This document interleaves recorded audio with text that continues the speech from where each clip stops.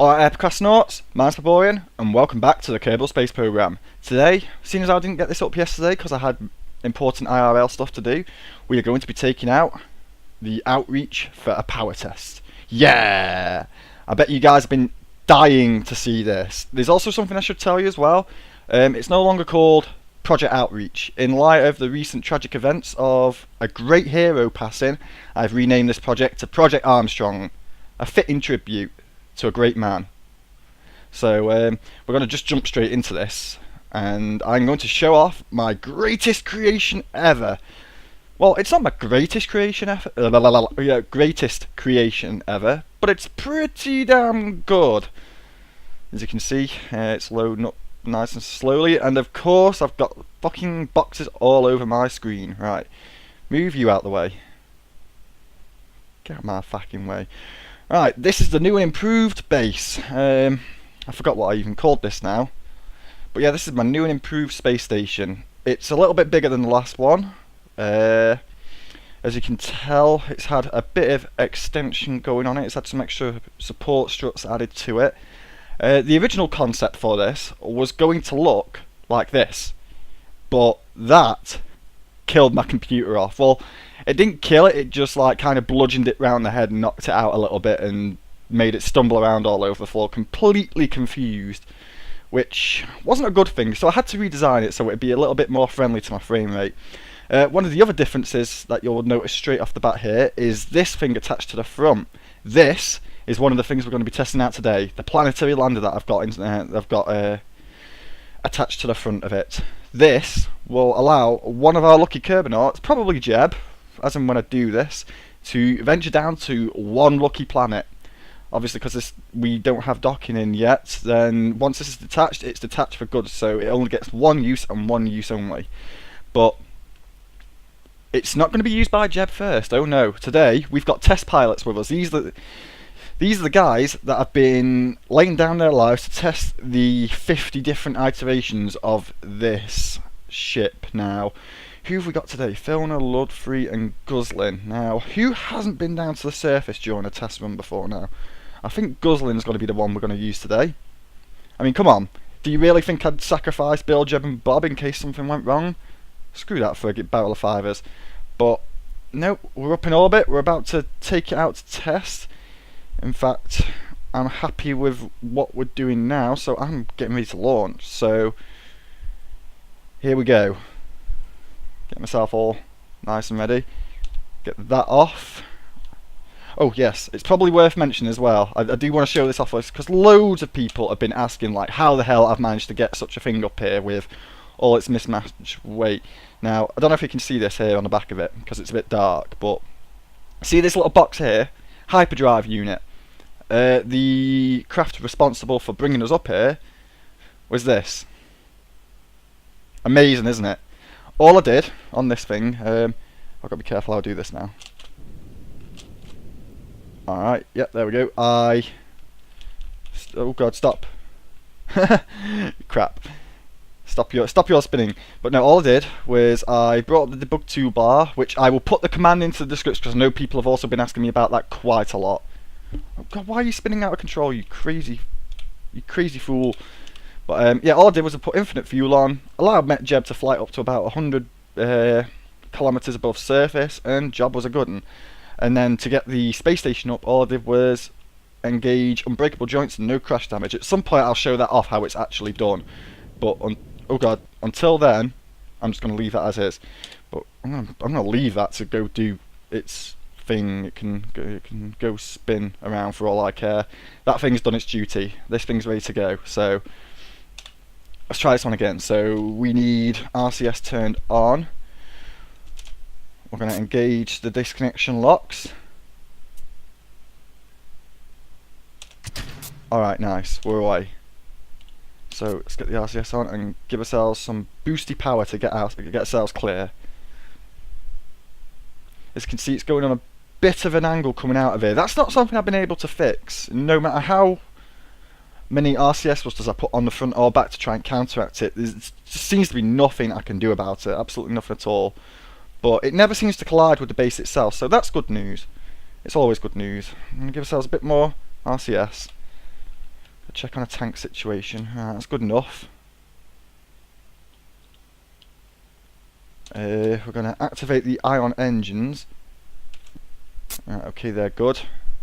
I'm going to get ourselves a little bit of a boost to clear ourselves away from this. We should be clear now. I hope we're clear.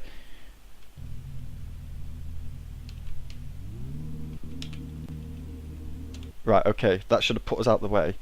Sweet! Alright, oh god, don't swing around and hit it. Oh, perfect, absolutely perfect, right. While you're going on this crazy tangent spin, Project Armstrong, I want you to get yourself on that prograde marker. And we're going to leave this base behind. We're going to build our orbit out to about 300 km.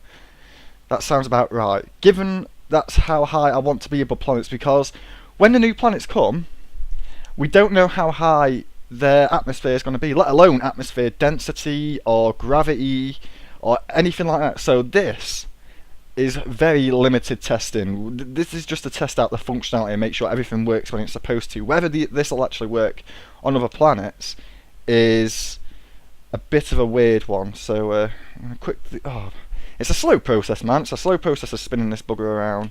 It also uses a hell of a lot of RCS fuel. Alright, go on, and as soon as you're on that marker, we're going to speed up time so the physics hold themselves. Right, there we are. We're nice and fixed on that position, so it's time to give ourselves full speed ahead.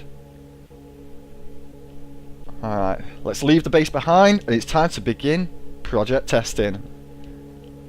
Something I'm quite nervous about, don't know how well this is going to work. As you can see, there's a few bits of debris already floating around there from previous landings. Some are failures, some were successes. Only one craft has actually made it back to the outreach, and even then it was a bit of a struggle because the RCS thrusters weren't that good. This is the most technically advanced craft that I've actually built yet, so hopefully, given today's results, it should prove to be a profitable experience. I mean, you can see here that what's it called? The fucking hell, the apoapsis. That's the one. Even though it's written there in front of me, I couldn't even think of what it was called. The apoapsis is going up very slow, but these are ion engines after all, so we kind of gathered that this was what would happen. Alright, nice. So we're 300 one side. Now what we need to do is we need to turn our craft all the way to the retrograde and then speed up time. So by the time we actually get to the AP, we should be facing prograde again, with a bit of luck. But of course, like I said, it's a very, very, very, very slow beast. Very slow beast indeed. Has a thing about rotating on it of its own free will as well. But luckily, with the next update, we should have the up to 10 times physics warp. So I'd be able to do this at 10 times speed, so you guys wouldn't be sat here, bored out your fucking minds, you know. Slow process! Project Armstrong. So, yeah, what can I tell you about this? There are about 6 or 7, I think there's about 6 or 7 different mods at play here. And an entire mod list will be in the description of this video, and then for subsequent videos afterwards, they'll be on that forum thread that was on about creating. The reason why I haven't done it as yet is because until the series starts again proper with regular once a day, every 2 days episodes or whatnot, then that's when I'm going to create it, so you guys have something new to discuss there on a regular basis and the thread doesn't get lost at the back of the forums, which can happen sometimes. And I know when I try to find threads that are important, then that can sometimes happen. Alright. So now, by the time we get to AP, we should be at prograde, ready to get ourselves all nice and ready to burn out the other side. Once this happens, we're going to get ourselves ready for the lander module to be activated. So, right, we're almost there. Okay, we need more.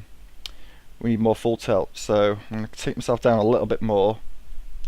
In fact, what I am going to do is I'm going to start thrusting now. See if that actually gives me a bit more. Yeah, it does. It gives me a little bit more control over what's going on. So let's carry on.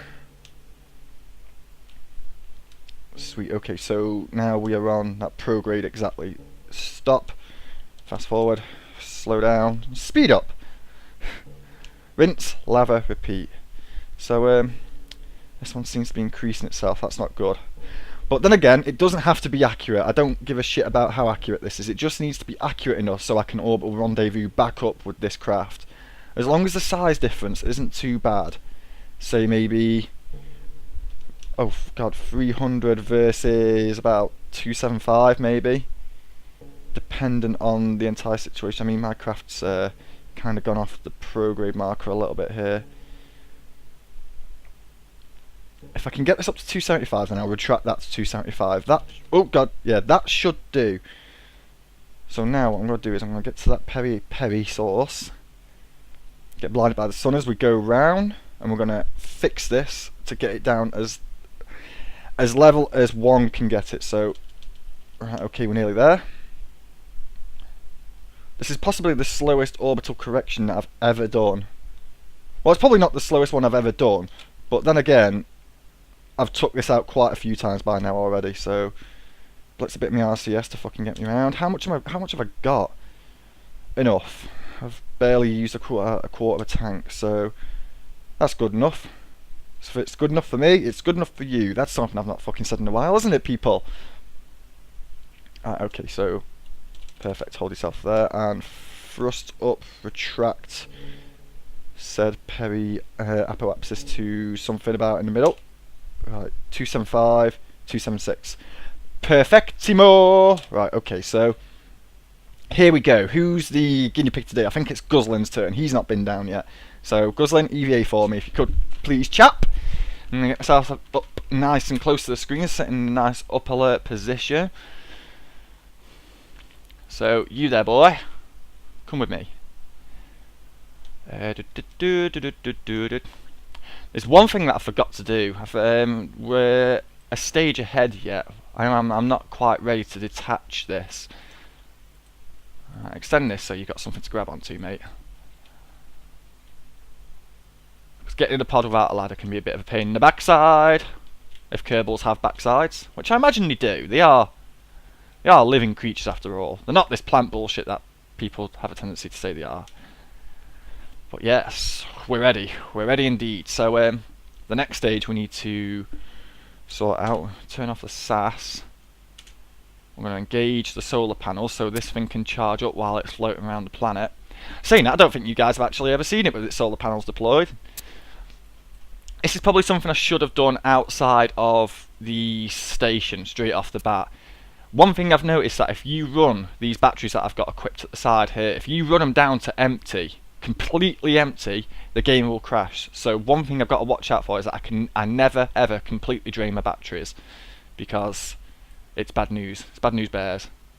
So yeah, solar panels are on force, so it's time to fucking go. Next stage. Thank you. Yes! Nice, right, so that ejected with no questions asked. With its precious cargo in store, what we're going to do now is we're going to head to the Space Centre. We're going to head to the tracking station, and because of the certain mod that I've got, it's now given us an extra craft. Project Armstrong Radio Control.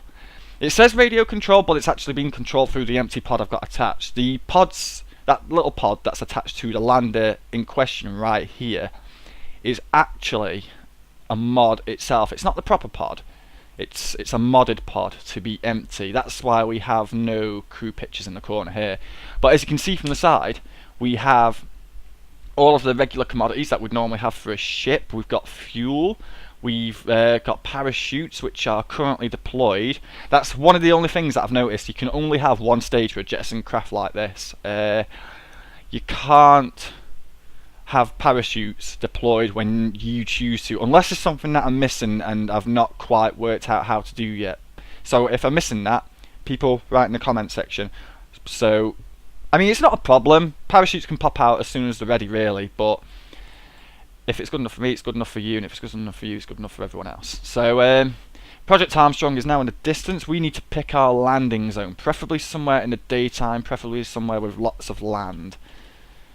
I mean, if you... oh, fucking hell. I had to sniff then. Jesus. Seems I've got a bit of a cold. Cold weather's coming in, people. Winter's coming, lads. But, yeah. So I might sound a little bit sniffly, so for that I apologise. Right, okay.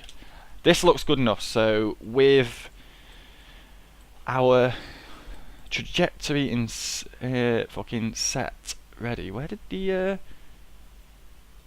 Jesus, man, did it really disappear that quick? Are we really that far away from it? Oh, I don't give two shits. Man, it's showing no good. Okay, so hold yourself on that retro and give yourself the tiniest bit of thrust, the tiniest, the wee whippetest of things. Ah, there's outreach. So we should go screaming right past this. Outreach. It's not outreach no more. It's Armstrong. Great hero died Saturday. Go make a tribute.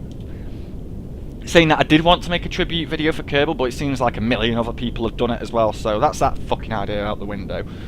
So my tribute is just a little homage to a great man.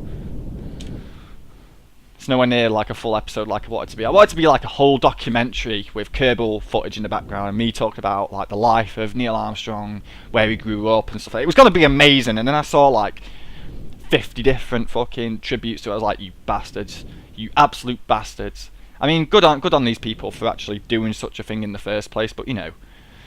Right, looks like we are good. We're pretty good here, so I'm going to give myself a little bit more thrust just to edge that more into land. I mean, the planet's going to rotate as we go further and further down, so I imagine we're going to be landing close to here. As long as it's not in a lake and I can get myself back out again, that's not so bad.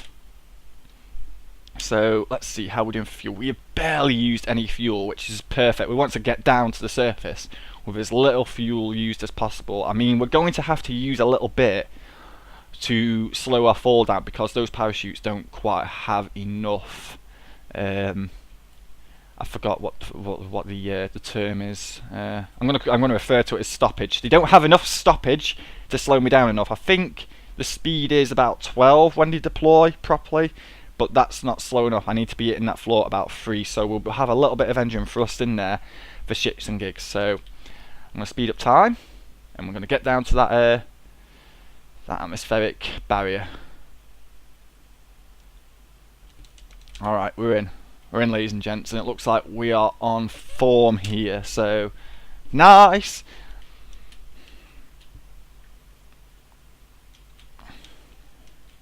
Who do we get? We got Gil something or other in this thing, haven't we? Who we got? Guslin, that's the one. Guslin, hopefully you will be the first televised live successful orbit and re-exit of a planet. Is that the right terminology for that, what I've just said? I don't have a fucking clue. I'm going to take a swig of my monster and we're going to enjoy this shit. We're going to sit here and we're going to enjoy this shit.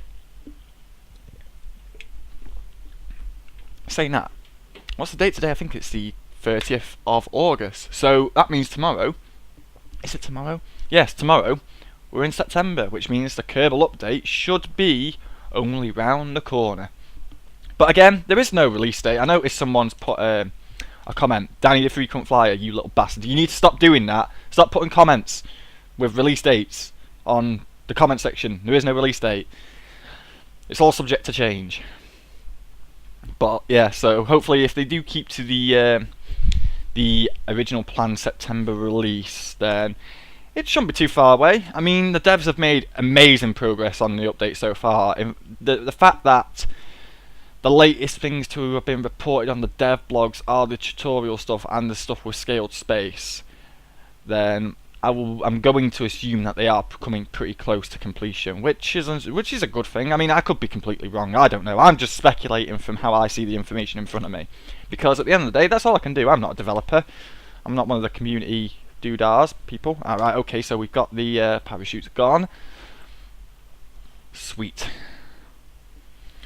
Means we're coming in for a lovely, lovely landing. Right. So, excuse me. That was rude. That was very rude. I'm sorry about that.